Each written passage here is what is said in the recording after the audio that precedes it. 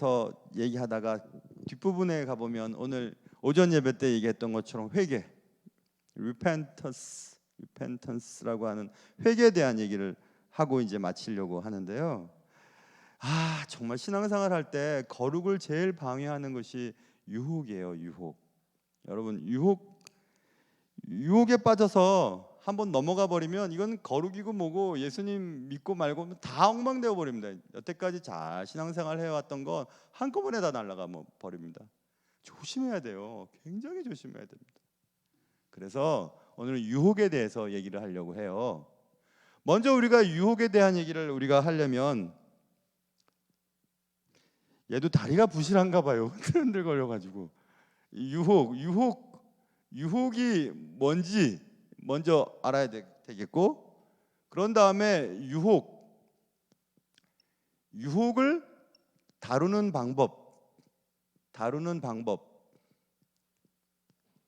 방법을 먼저 첫 번째 단락에서는 살펴보는 게 좋을 것 같아요.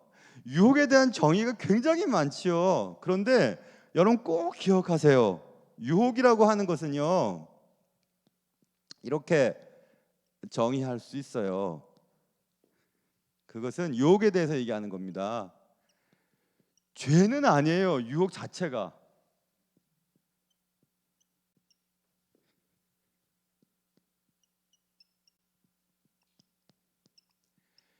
유혹을 우리가 받잖아요. 유혹을 받고 있는 것 자체는 죄가 아닙니다.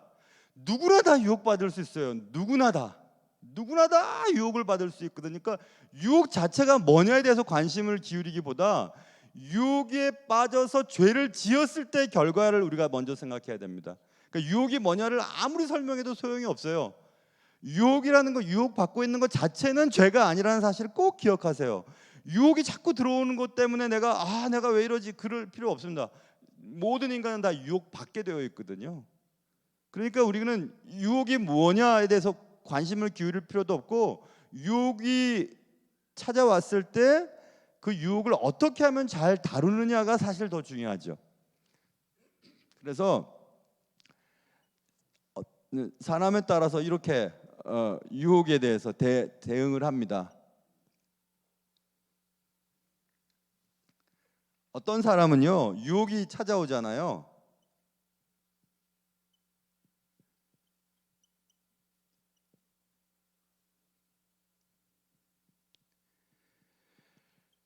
유혹이 찾아오면 그냥 여기 하면 just라는 단어를 쓰면 좋을 것 같아요. 유혹이 찾아오면 그냥 무조건 다 유혹을 다 받아들이는 사람이 있어요. 유혹이 찾아오면 유혹이 다 넘어가 버려요. 찾아오는 족족 넘어가 버립니다. 이런 사람들의 특징이 뭐냐면, 이런 사람들의 마음 속에는 이런 마음이 있어요.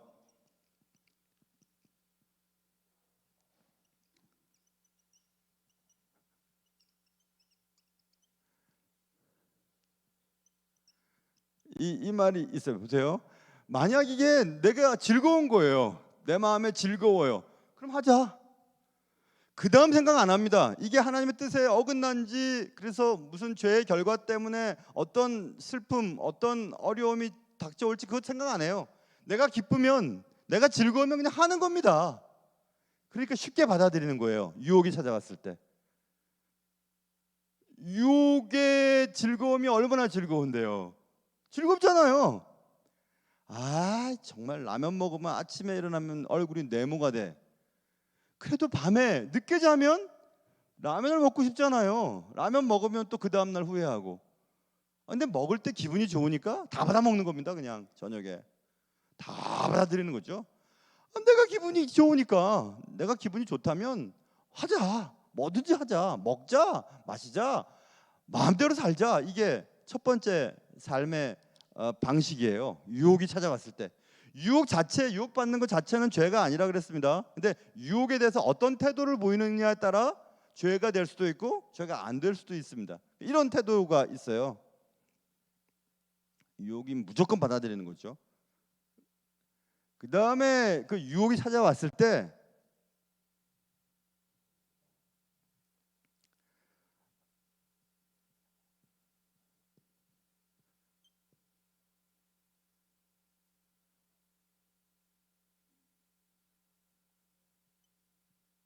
이렇게 쓰면 맞을 것 같아요. 자, 내 자신의 노력에 의해서 그 유혹을 이겨보려고 애를 쓰는 겁니다.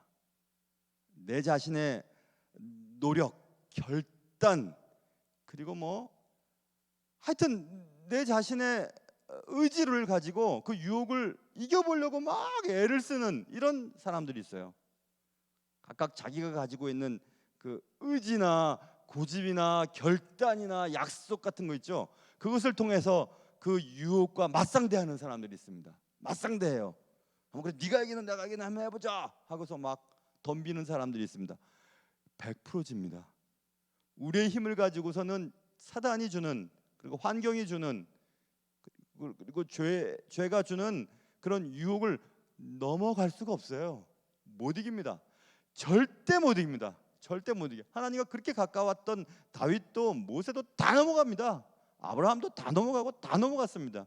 자신의 힘을 가지고 노력을 통해서 유혹과 맞상대하면 다 넘어가요. 이런 태도를 보이는 사람이 있어요. 이것도 좋은 태도가 아니죠. 세 번째는 전치사 2단 전치사를 쓰면 딱 어울려요.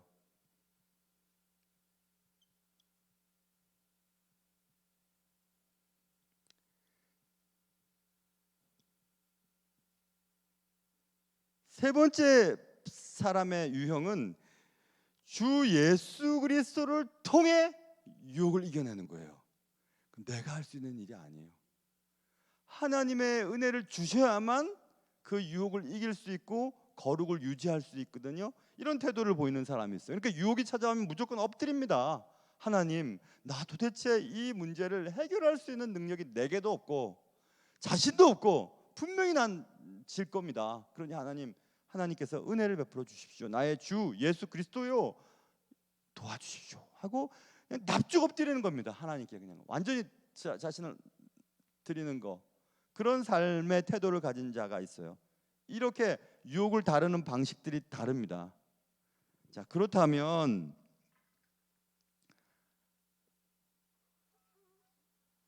우리가 세 번째의 태도를 갖는다면,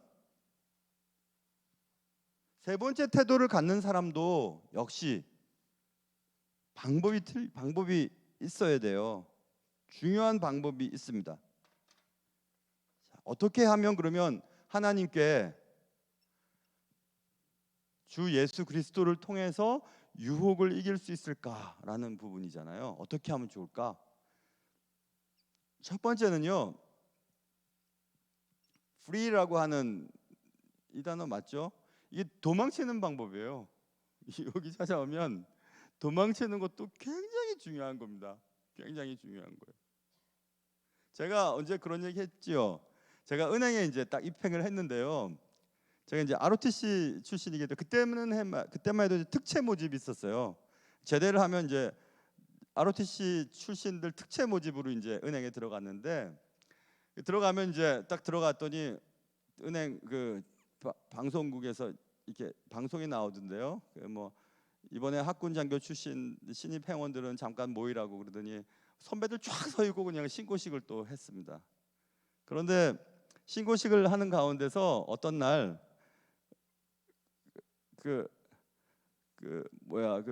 요 ROTC 그 선후배들끼리 모여가지고 이제 밥을 먹고 뭐 1차, 2차 막 가는 거 있잖아요. 가는데 처음이니까 뭐 어떻게 해야 될지 모르겠어요, 저는. 그래서 하여튼 따라가서 계속 안 따라갈 수가 없으니까 3차를 어디를 갔냐면요, 이태원.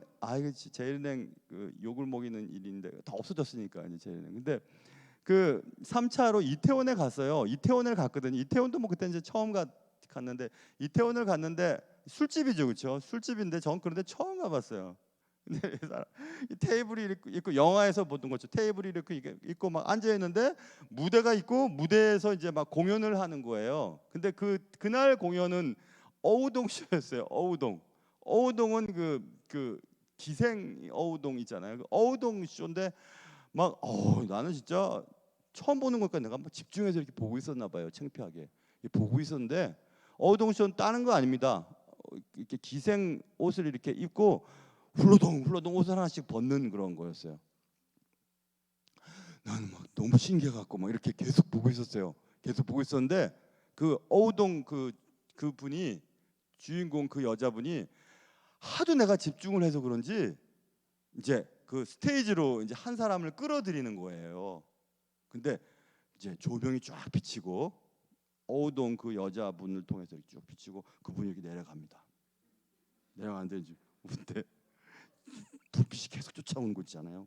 내가 지금 누구한테 갑니다 지금 가는데 날 쳐다보는 이 남자를 딱 잡더니 싹 잡더니 왜 내가 뭐 이렇게 내가 어우동이에요? 그래서 이렇게 막 이렇게 끄집어내는데 이렇게 막 끄집어내려는데 그러니까 불빛이 쫙 비치고 막 선배들은 막 웃고 막 야단인데 내가 그때 딱 요셉 이야기가 생각났죠. 불이 나게 막 도망갔다. 뭐 불이 나게 막 도망 저 뒤에 화장실인데 화장실에 들어가는데 그리고 막 불빛이 막 내가 그렇게 흥분하지 그때. 그래서 막 불빛이 막 따라오는 거예요. 내가 도망가는 그걸 막 따라오면서 이 어우동 그분은 막 너무 당황해가지고 자기가 막 이렇게 끄집어 당기면 다 이렇게 앞에 나오는데 막 내 도망가는 데를 막 라이트를 막 붙이고 나는 화장실을 숨어갖고 막 이게 있는데 야 요셉이 이랬겠구나. 그런데 그렇게 하니까 이제 어우동 그분이 당황스러우니까 순간 당황스러우니까 그 다음 이제 집중했던 남자를 이제 끄집어내갖고 앞에 나와가지고 지 옷은 안 벗고 남자 옷을 벗기고 막 별저걸 다 하는데 내가 큰일 날 뻔했지. 내가 아유 제가 막 놀랐어요. 그 화장실에서 근데 막 이 선배들이 이 바보 같은 놈 막 그냥 어이구 바보 같은 놈 막 그러는데 나는 그때 진짜 잘했다 생각했어요.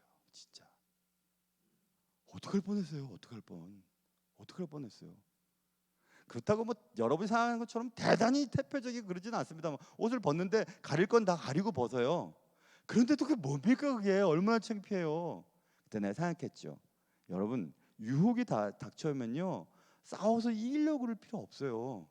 도망가 버려야 돼요. 그 자리를 떠야 돼요. 빨리 떠야 됩니다. 그 자리를 떠야 돼요. 안 뜨면 안 돼요. 그러면 다 넘어가요. 그래서 내가 더 실감나게 얘기하고 싶었는데 시간이 없어서 제가 나중에 얘기할게요. 그때 모든 그런 표정까지는 다 얘기할게요. 근데 그래서 여러분 도망가셔야 돼요. 도망가셔야 되는데 그 디모데후서 2장 22절을 한번 띄워보세요. 거기 보면 2장 22절 보면 한번 읽어볼까요? 시작. 또한 너는 청년의 정욕을 피하고 주를 깨끗한 마음으로 부르는 자들과 함께 의와 믿음과 사랑과 화평을 따르라 이렇게 나왔죠. 정욕이라고 하는 게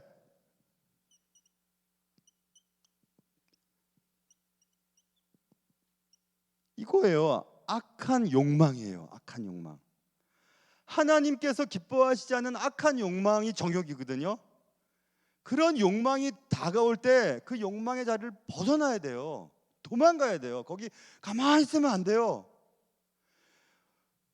계속 밤에 라면 쳐다보면 라면 먹고 싶죠. 안 먹어야 돼요. 안 사야 돼요. 그 자리를 떠야 돼요. 계속 거기 있으면 거기 들어갈 수밖에 없어요. 인간은 그렇게 생겼어요. 그러니까는 안 해야 돼요. 안 해야 된다니까요. 그리고 고린도전서 6장 18절 한번 띄워보세요. 고린도전서 6장 18절 같이 읽어볼게요. 시작. 음행을 피하라. 사람이 범하는 죄마다 몸 밖에 있거니와 음행하는 자는 자기 몸의 죄를 범하느니라 되어 있죠. 저기서 음행이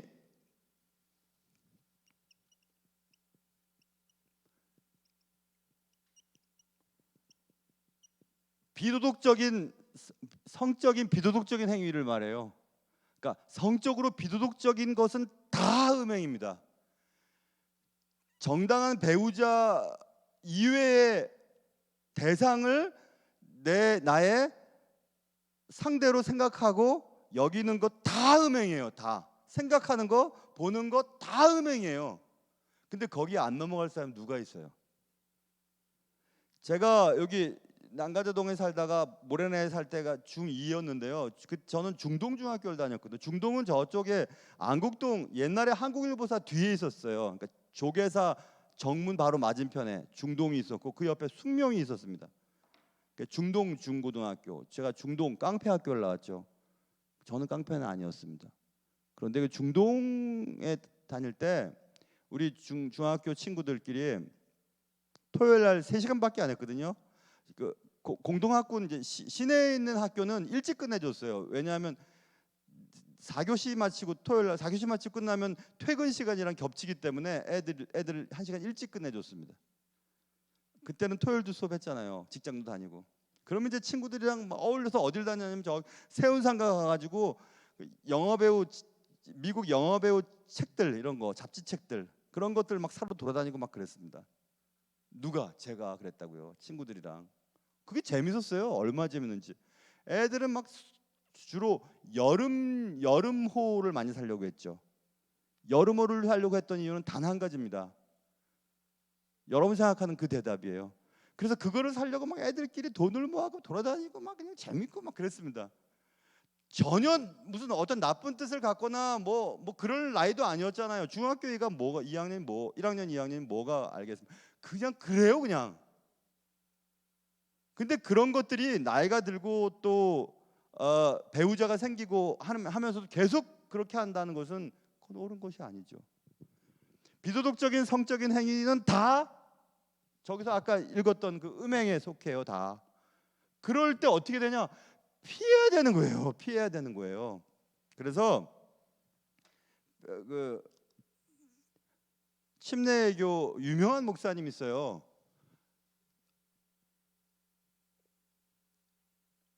에드리안 라저스라고 하는 아주 유명한 목사님인데 이 목사님의 책도 좋고 아주 참 굉장한 설교도 잘하세요. 에드리안 라저스라고 하는 이 목사님이 아예 자기 책상 청년 때 대학생 때나 청년 때 아예 자기 책상에 늘 붙여두었던 말이 있었대요. 그거 한번 띄워보세요. 이렇게 붙여놨대요. 뭐라고 저기 뭐냐면 넘어지지 않으려면은 미끄러운 곳에 가면 안 된다는 얘기예요. 맞죠? 미끄러운 곳에 다니면서 넘어지지 않게 해주십시오. 이렇게 하면 안 돼요. 안 넘어지려면 미끄러운 곳에 안 가야 되는 거예요. 여러분 조심하세요. 미끄러진 곳에 가면서 미끄러지지 않게 해달라고 기도하고 미끄러지지 않을 거라고 생각하는 것은 오산입니다. 다 미끄러집니다. 다 미끄러져요. 그러니까 미끄러운 곳에 가지를 않아야 됩니다. 아예 발을 들여놓지 않아야 돼요. 그래서 에드리안 라저스 목사님은 항상 그것을 자기 기숙사에 이게 붙이고 다녔어요. 제가 미국 일반 대학 기숙사에서도 살아보고 신학교 기숙사에서도 살아봤거든요. 일반 대학 기숙사는 말도 못합니다. 제가 처음 그 미국에 혼자 유학 가서 그 루터란 그 재단에서 하는 굉장히 좋은 학교입니다. 기독교 교육과 기독교 음악이 아주 발달된 학교인데 왜 갑자기 이름 생각 안 나네. 그 학교 기숙사에 있었었는데요. 제가 신학교 들어가기 전이죠. 들어가기 전 가족들이 오고 들어가기 전에 그 일반 대학교에 있었었는데 제 룸메이트가 일본 애였어요. 일본 학생이었는데 나우품이라고 하는 아였는데 그 누나가 일본의 탑 모델이었습니다. 탑 모델이었어요. 그 녀석이 저보다 나이가 한참 어리니까 영어 공부하러 온 거예요. 1층에 있고 저는 2층에 1, 2층 침대니까 기숙사 방에 일본 애들이 죄송합니다. 일본 사람들이 얼마나 그 성적인 문란이 심한지 자고 이게 밤에 자잖아요. 그러면 시끄러워요. 내가 1층이고 걔가 2층이었나? 아무튼 자고 근데 보면은 여자애를 데려와서 자고 있어요. 내 바로 위인가 밑인가? 거기서 기억도 잘 안 나는데 그게 정말 이게 안 되겠더라고요. 그러니까 지금 그때가 벌써 언제입니까? 1997년도인데 벌써 30년이 가까우는데요, 그렇죠? 지금은 말도 못합니다. 말도 못해요. 그런 세상에 살아가면서 우리가 거룩함을 지킨다는 것은 진짜 어려워요. 뭐 외국분입니까? 지금 우리나라는 안 그런가요? 지방이나 뭐 이런 집을 떠나서 기숙사에 생활하는 아이들, 아이고 뭐 우리가 어떻게 그 아이들을 믿을 수 있어요? 힘들거든요. 안 가야 돼요. 도망쳐야 됩니다. 그런 자리는 도망쳐야 돼요. 맞서서 이길 수가 없습니다. 그래서 이렇게 도망가거나 또 다른 방법이 하나 있지요. 또 다른 방법은요, 더 멋져요. 진짜 멋진 방법이 있는데 그 멋진 방법은 사랑하는 거예요. 어떻게 사랑하냐 하면요,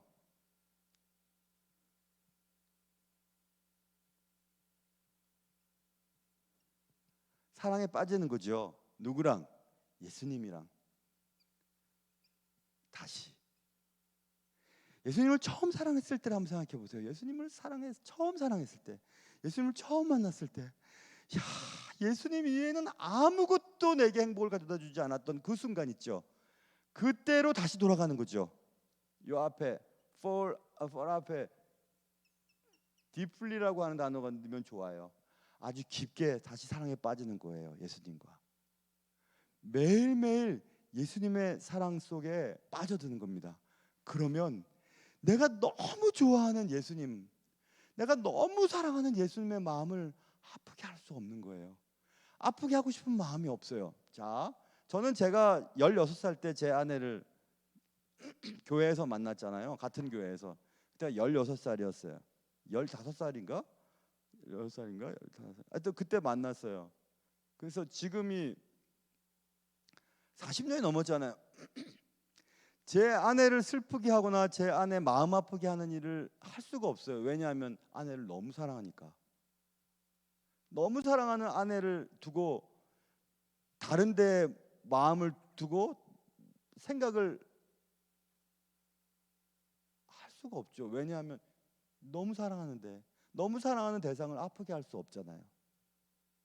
그런데 사람에 대한 사랑은 변할 수도 있고 변질될 수도 있지만 예수님에 대한 사랑은 달라질 수가 없죠. 예수님을 너무 사랑하는 겁니다. 너무 사랑하는 거예요. 예수님을 deeply, 계속 깊게 사랑해요. 예수님과 깊은 사랑에 빠졌어요. again, 매일매일.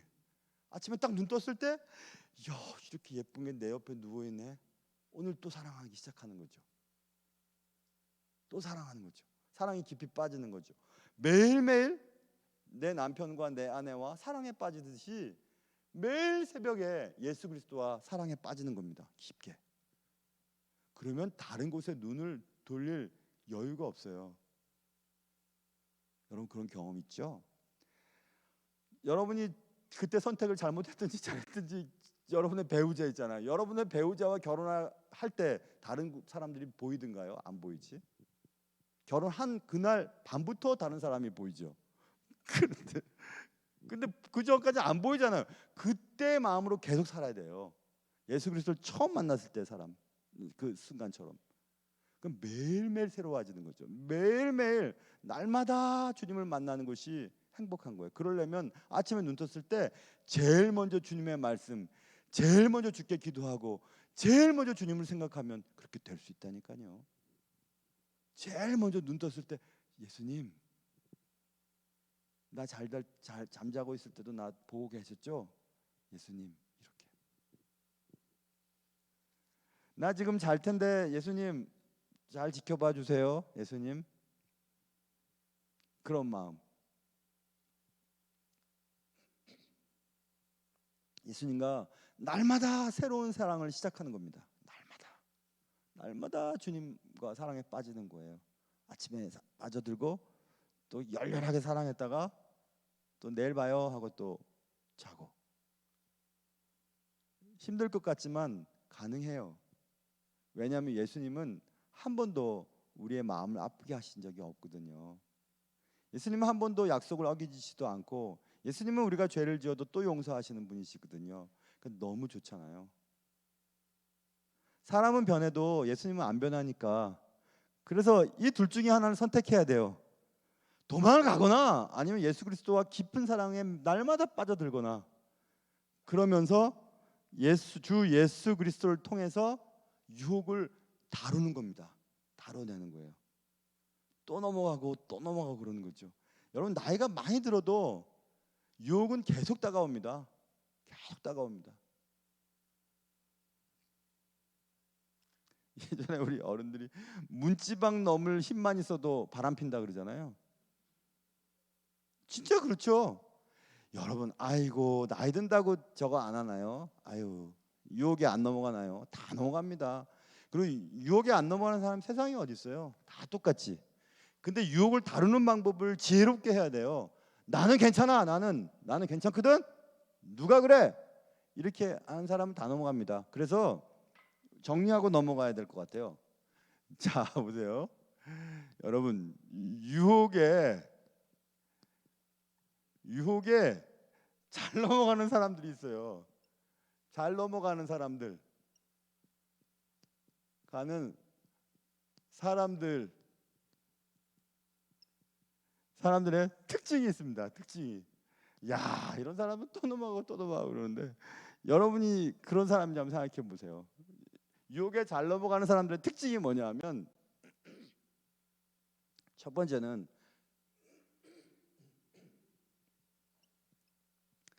자기 자신을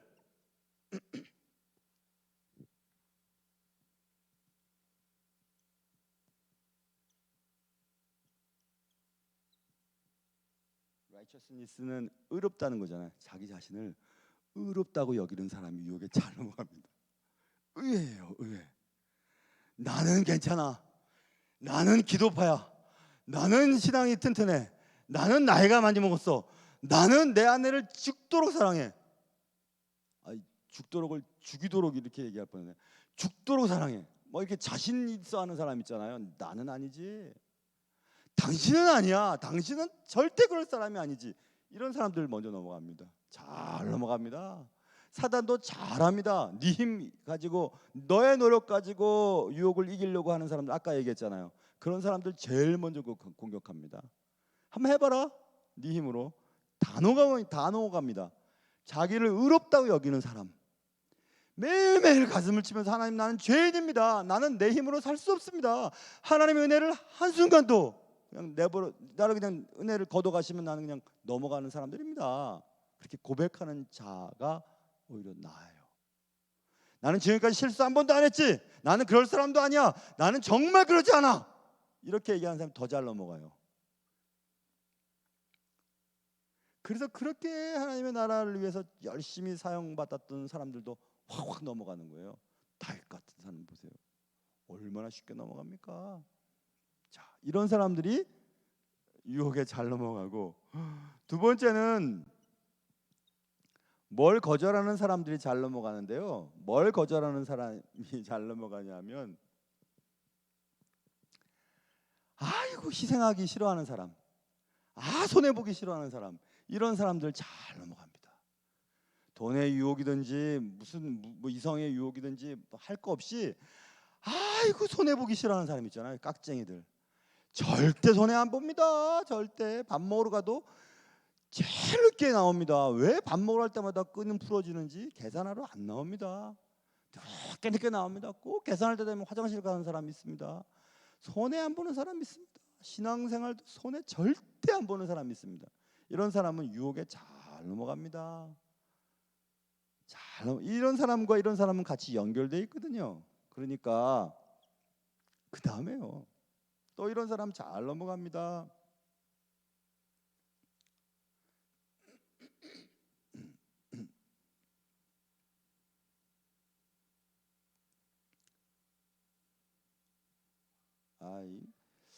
뭐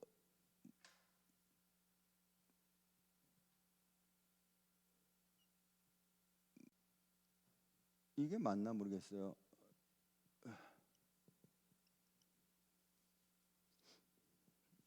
맞을 것 같아요. 이런 사람 참 잘 넘어갑니다. 하나님께서 금지한 것이 있잖아요. 성경을 보면 다 나오잖아요. 하나님 이렇게 하는 거 싫어하고 저렇게 하는 거 싫어하고 하나님이 금지한 것들을 도덕적인 행동으로 변호하는 사람들이에요. 에이, 요즘 시대가 어딘데? 에이, 그런 것 좀 괜찮습니다. 에이, 요즘은요. 에이, 괜찮아요. 요즘에 요즘에 결혼하기 전에 다 동거합니다. 요즘 세가 때가 어느 때인데. 결혼하기 전에 다 그런 거예요. 요즘에 세상이. 그럼 자꾸 변호해요. 자꾸 뭐 괜찮다고 뭐 그럴 수 있다고 하면 자꾸 넘어가는 일들이 정말 많아요. 에이, 장사해 보십시오. 아유, 어떻게 그 꼬박꼬박 다 그 세금 냅니까? 그거 못합니다. 그거. 그래서는 안 됩니다. 막 이렇게 덜어는 막 그냥 현금 하면 할인해 줍니다. 그리고 현금으로 하는 거는 근거가 안 남으니까 카드보다 싸게 해줍니다. 그럼 또 우리는 좀 싸게 받으려고 또 현금 내고 또 뭐 가격을 치르기도 하죠. 다 그렇습니다 하고. 근데 하나님 그런 거 싫어하세요. 근데 그런 하나님이 금지한 것들을 도덕적인 행위로 이렇게 변호하는 겁니다. 디펜드하는 거죠.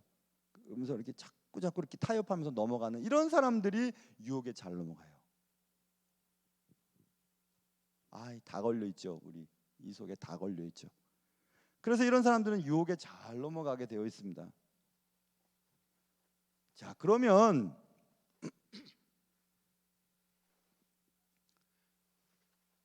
이제 본론으로 들어가서 세 번째 우리가 다뤄야 될 것은 유혹 받는 것 자체는 죄가 아니라 그랬잖아요. 그렇죠? 그런데 유혹을 받았어요. 유혹을 받아서 이미 죄를 지어버렸어요. 죄를 지은 경우에는 어떻게 할 건가? 어떻게 해야 되지? 이 부분이 이제 중요합니다. 왜냐하면 유혹을 받았을 때 유혹을 다 이겨내기가 어렵거든요. 그래서 죄를 짓기도 하고 또 뒤집어지기도 하고 엎어지기도 하고 막 그렇죠.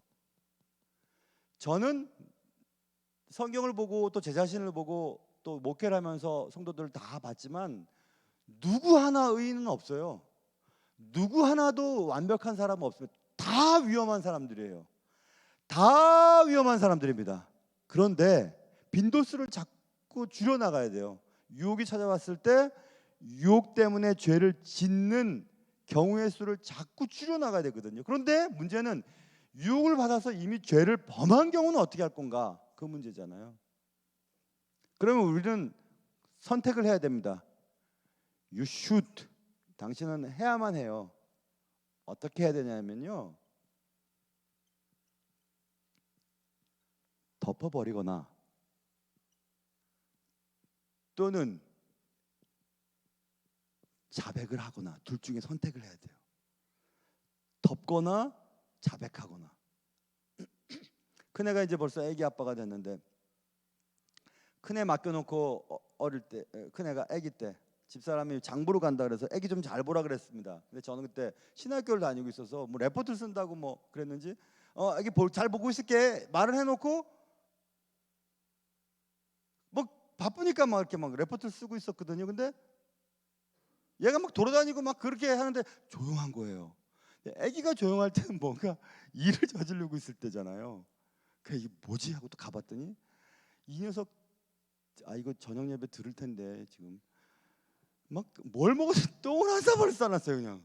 근데 더 문제는 이 한 사발 싸놓은 똥을 밟고 똥도장을 찍고 다닌 거라. 막 온통 그냥 마루에. 이제 우리 아내가 오면 이제 죽는 거다. 이제 저는요 죽어. 애기 좀 잠깐 보고 있으라는데 그걸 못 보고 똥칠을 다 해놨으니까 이거 어떡하지? 막 닦고 하는데 카펫 있는 거 있잖아요. 그 밑에 까는 카펫 이 똥 싸놓은 자리는 안 되는 거라. 이거 어떻게 하면 좋지? 그래서 내가 카펫을 살짝 접어놨어요. 모르게 살짝 접어놔도 이제 아내가 이제 뭐 잠자고 있을 때 그럴 때는 어떻게 좀 처리하면 살짝 덮어놨어요. 이제 안 들키려고 덮어놨는데 아내가 딱 들어더니 그러더니 들킨 거라 이게. 그러더니 딱 보니까 제가 덮어놨잖아요. 근데 나 지금 혼날 줄 알았지. 근데 아내가 쌌구만 그러더니 그냥 그 카펫을 둘둘둘둘 말더니 다 그냥 그 뭐야 화장실 가서 막 빨래 한다고 빨래통 탁 던져 놓더라고요. 야, 우리 아내가 그렇게 멋져 보이는지 처음이었어. 난 정말 나한테 죄를 묻지 않고 나한테 그냥 죄가 없는 것처럼 여겨줬으니까 얼마나 감사하던지. 나 그때 정말 우리 아내가 최고였어요. 명숙이 정말 최고. 야, 근데 제가 생각했죠 그때. 야, 죄는 덮어서 되는 게 아니구나. 덮어서 될 게 아니야. 냄새는 어쩔 거예요. 냄새는 자국은 어쩔 거예요. 빨아야지. 빨아야 되죠. 우리의 죄의 자국은요 덮는다고 해결이 안 됩니다. 남들이 모른다고 해결될 게 아니에요. 남아 있는 걸요 하나님 다 보고 계셨는데요. 그리고 죄의 자국이 남아 있어서 우리의 삶 속에 계속 냄새를 풍깁니다. 안 보이는 것 같지만 다 보입니다. 다 보입니다. 어떻게 될까요? 자백해야 돼요. 자백해서 예수 그리스도의 피의 공로로 깨끗이 다시 빨아버려야 됩니다. 잠깐 넘어간다고 해서 해결될 문제가 아니에요. 그래서 여러분 선택하셔야 돼요. 덮거나 아니면 자백하거나. 그러면 아이 자백해야죠 뭐. 어떻게 하겠습니까? 덮는다고 해결되지 않는다 그러는데. 그러면 자백을 하려면요 쉬워요 여러분. 별로 어렵지 않아요. 영어에서요 ABC, 영어를 몰라도 ABC는 알잖아요. ABC만 생각하면 돼요. A는요 어드미션이라고 하는 것은 입학 허가서도 어드미션이라고 그러는데 인정하다는 뜻이에요. 승인하다는 뜻입니다. 뭘 승인해야 되냐면은 우리가 혹은 내가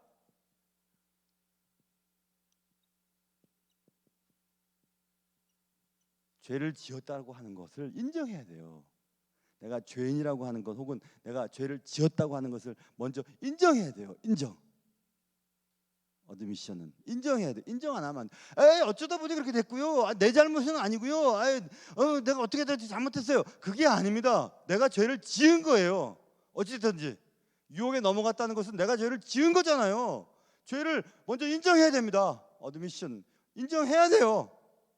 그래야 그 다음 단계로 걸어갈 수 있어요. 나단이 얘기했을 때 다윗이 내가 하나님 앞에 죄 지었습니다. 그러니까 그 다음부터 해결이 되잖아요. 인정하세요, 여러분. 여러분이 죄를 지었다는 거, 그 죄인이라는 사실을. 그리고 그 다음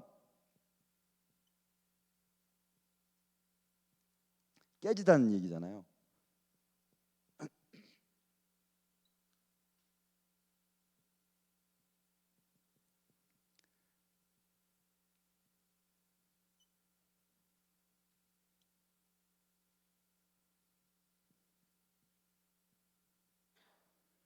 그 다음 우리가 해야 될 것은 우리의 죄에 관하여 하나님 앞에서 인정하는 겁니다. 하나님, 나 죄인인데요. 내 죄 하나님 좀 용서해 주시고 하고 하나님과 해결하는 거예요. 그러려면 내 마음이 깨져야 돼요. 죄 지으면요 슬퍼집니다. 죄를 바라만 봐도 슬퍼져요. 죄 지은 내가 하나님 앞에 서 있으면 슬퍼집니다. 통곡이 나와요. 하나님 내가 이렇구나. 마음이 깨어집니다. 근데 죄를 인정하지 않으면 이 단계까지 가지를 못해요. 죄를 인정해야 돼. 내 죄 졌다고. 그리고 하나님 나의 죄에 관해서 하나님 앞에서 해결하고 싶다고 하고 마음을 깨뜨려야 돼요. 그런 다음에 이제 변해야 되겠죠. 그 변화는 이런 겁니다.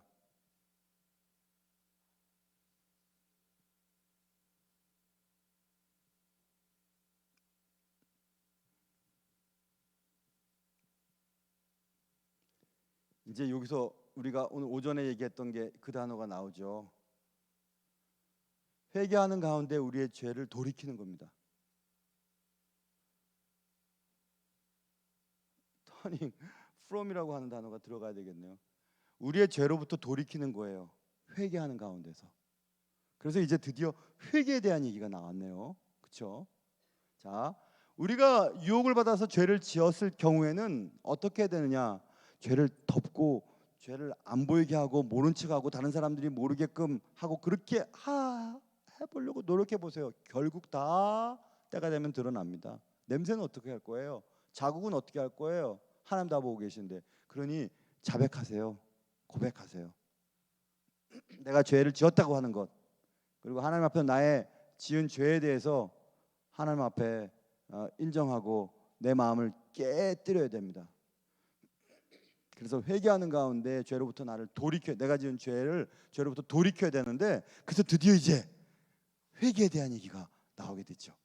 야, 진짜 이 회개는요, 제가 새벽 예배 시간에 언제 시편 본문이 있었을 때 한 번 했던 적 있고, 또 언제 예배 시간에 회개에 대한 얘기 나와서 한 번 또 얘기했던 적이 있었습니다.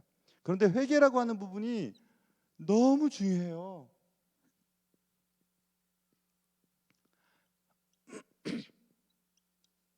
리펜턴스라고 하는 단어를 제가 그때 말씀드렸어요. 리펜턴스는 다시 슬퍼하다는 뜻이거든요. 그 회개는 다시 슬퍼하다는 거예요. repent. 그래서 명사 penitence, 회개예요. 회개는 이제 우리 드디어 이제 우리가 오늘 공부해야 될 것이에요. 그때 뭐라고 얘기했냐면요, 의지를 가지고 하는 행위예요. willful. 뭐냐 하면 가만히 있어도 되는 게 아닙니다. 죄로부터 일단 돌이켜야 돼요. 돌이키려고 막 애를 써야 됩니다. 그리고 죄를 들어 돌이키는 것만 갖고 되지 않아요. 그다음 제가 그때 뭐라고 얘기하냐면, 죄에서 돌이킨 다음에 예수님께로 향해야 돼요.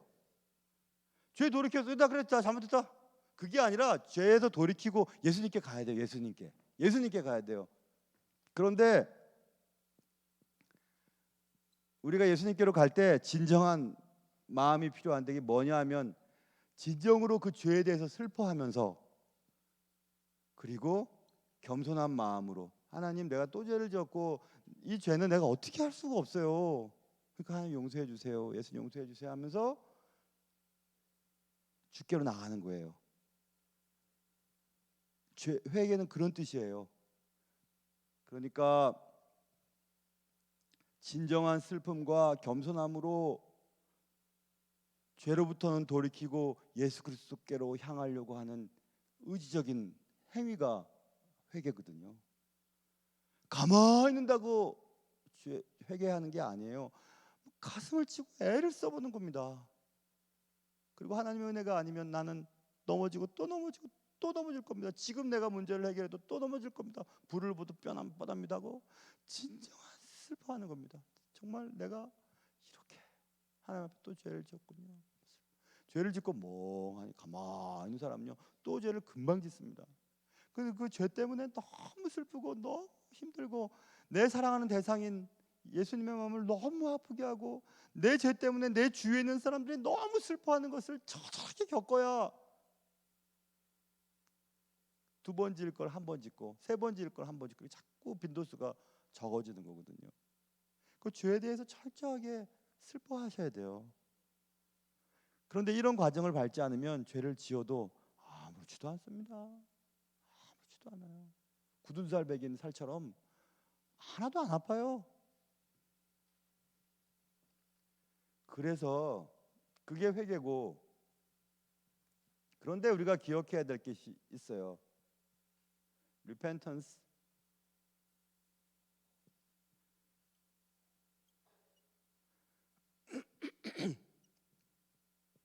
회개는요,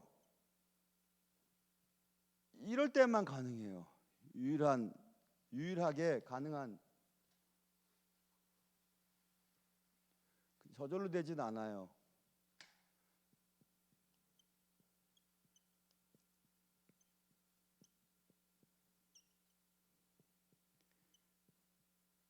이렇게 정의할 수 있어요. 자, 보세요. 회개라고 하는 것은 이럴 때만 가능해요. 어떨 때 가능하냐면 성령께서 일하실 때만 회개가 가능해요. 자, 그런데 이 성령님, 죄 문제에 대해서 일하시는 이 성령님은 어떤 성령님이냐면, 이 성령님이 어떤 일을 하시냐면, 그는 우리에게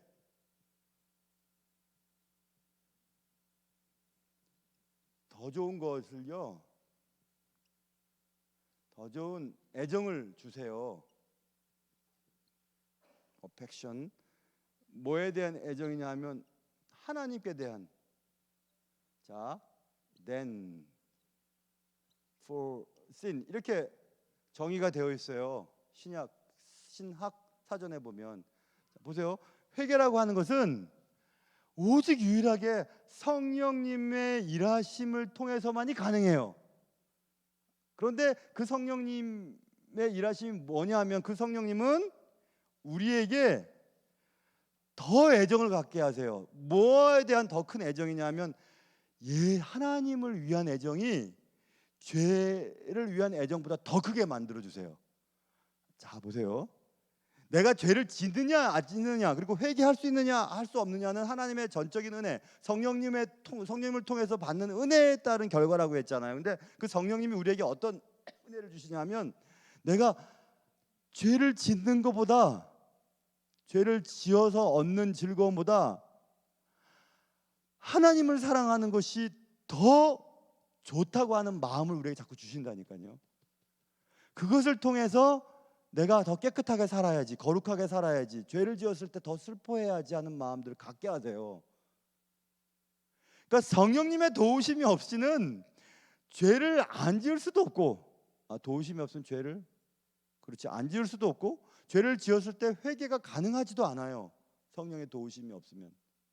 그 지난 시간에 제가 말했잖아요. 거룩이라고 하는 것은 우리의 믿음의 분량만큼 주어지는 것이에요. 난 이 정의가 참 좋아요. 성령님께서 우리를 위해서 일하시는, 어떻게 일하시냐면, 죄 짓는 낙보다 하나님을 사랑하고 하나님을 즐거워하고 하나님을 높이는 일을 더 즐겁게 내가 만든다니까. 내가 이게 더 좋아. 이게 더 좋으니까 이거가 싫은 거예요. 그런 마음을 어디서 오냐면 하나님으로부터 오거든요. 성령님을 통해서 오거든요. 성령님은 우리가 하나님의 말씀을 듣고 거룩하게 살려고 애를 쓰고, 또 예배 시간에 잘 참석하고, 또 기도 생활을 잘하고 하는 그런 가운데 성령님이 우리 가운데 더 우리를 더 장악하신다고 말씀드렸잖아요. 우리의 삶을 더 확장시켜요. 성령님의 뜻대로 우리를 더 확장시킨다니까요. 그러면 하나님의 뜻을 더 실천할 수 있는 마음을 우리가 갖게 돼요. 너무너무 귀한 말 아니에요? 내가 죄 짓는 것보다 하나님의 일을 하는 게 더 좋은 마음이 어디서 생겨요? 하나님으로부터 오는 거예요. 그런 애정이 생겨요. 그러니까 우리가 죄를 지으려고 해도 죄를 짓고 싶지가 않은 거예요. 죄를 지은 다음에 죄에 대한 고통에 대한 두려움이 아니고, 하나님을 더 사랑하는 것이 더 좋은데, 더 좋은 거 놔두고 왜 덜 좋은 것을 위해서 내가 시간을 투자하고 애정을 쓰고 돈을 쓸까? 그런 생각을 갖게 되는 되니까 결국 또 하나님의 은혜죠. 그래서 세 번째는요, 그래서 진정한 회개라고 하는 것은 more than remorse라고 하는 것은 뉘우침이거든요. 뉘우침보다 훨씬 더 중요한 거예요. 뉘우침의 이상이에요. 왜 그러냐면, 뉘우친다는 것은 그래 잘못했다, 그래서 어떨래, 그게 아니고, 뉘우친 다음에 철저하게 슬퍼하는 마음으로, 나는 안 됩니다 하는 그런 마음으로 죄에 대해서 돌이키고 예수 그리스도께로 가고, 그것조차도 하나님이 주셔야만 하는 은혜의 결과라는 사실을 인정하고, 성령님께서 내게 더 좋은 것, 더 선한 것, 하나님 기뻐하시는 일을 선택할 수 있도록 내게 마음을 달라고 하는 그런 간절함이 죄를 짓지 않게도 하고 거룩하게 살게도 하고, 죄를 지었을 때 빨리 회개도 하게 만드는 거예요. 그러니까 뉘우치는 거하고 달라요, 여러분. 죄의 뉘우침은 계속해서 반복돼요. 그러나 회개는 한 단계씩 끊어집니다. 이 문제에 대해서 내가 정리하고 넘어가요. 딱딱 정리하고 넘어가요. 그래서 마틴 루터가 95개의 조항을 성당 문 앞에 붙이면서 했던 말 가운데 회개에 대한 얘기를 합니다. 루터가 무슨 얘기를 하냐면요,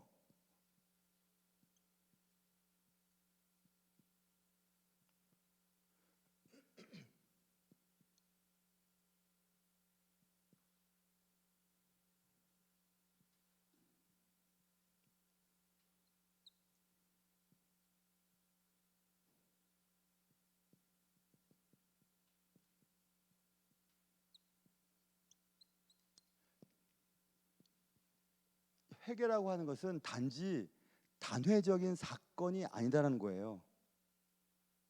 나 그거 회개했어. 그 문제 난 회개했거든. 그런 사건이 그게 아니라는 거예요. 회개라고 하는 것은 그게 아니고,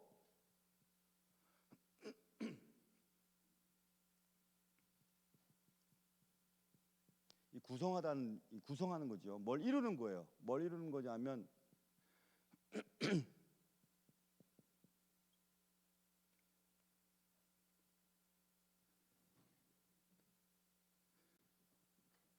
아,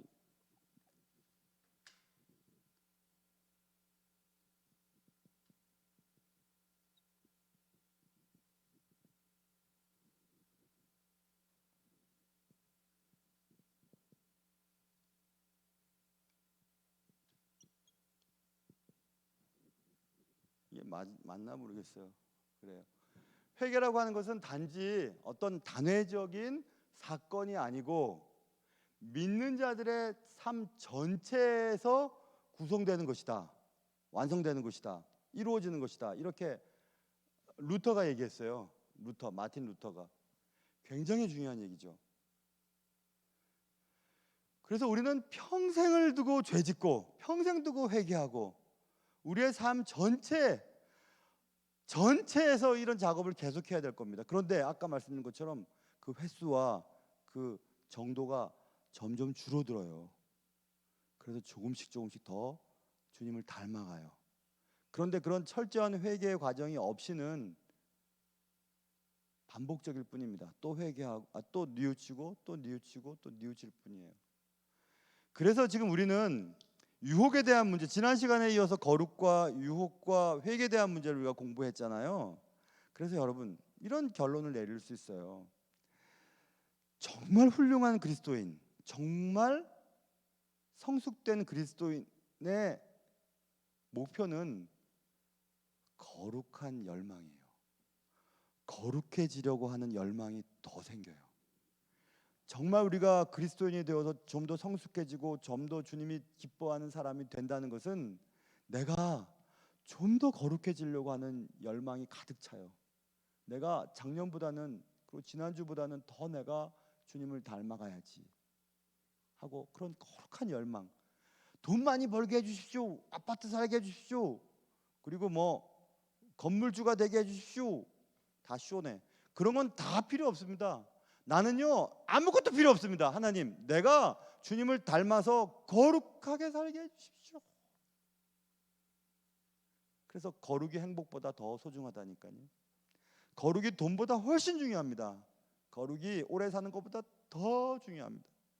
그래서 하나님께 기도해 보세요. 하나님, 내가 늦지막하게 끄트머리에 다 이뤄놓고 마지막에 그냥 냄새 풍겨갖고 날 바라보는 사람들이 나 때문에 다 실족하게 만들지 않게 하나님, 죄 짓기 전에 나 데려가 주십시오. 기도해 보세요. 나 그렇게 기도합니다. 하나님, 목회하는 동안 냄새 풍기지 않고 성도들 나 때문에 실족하지 않게 하나님, 내가 큰 죄 지을 것 같으면 데려가 주십시오. 기도합니다. 여러분, 만약에 제가 갑자기 죽잖아요. 그러면 하나님이 우리 강남호 목사님 사랑해서 데려가셨다 이렇게 생각하시면 맞을 거예요. 내가 이렇게 기도하니까. 그렇다고 또 하나님, 우리 목사님 갑자기 데려가 주세요 그렇게 하지 마세요. 나 무서워요. 우리 집사람 살 형편도 뭐 챙겨놓은 것도 없는데 그건 또 무섭고, 우리 부목사님들이 챙겨줄래나? 사람 믿지 마세요. 그래서 여러분, 우리의 삶의 목표는 거룩함이에요.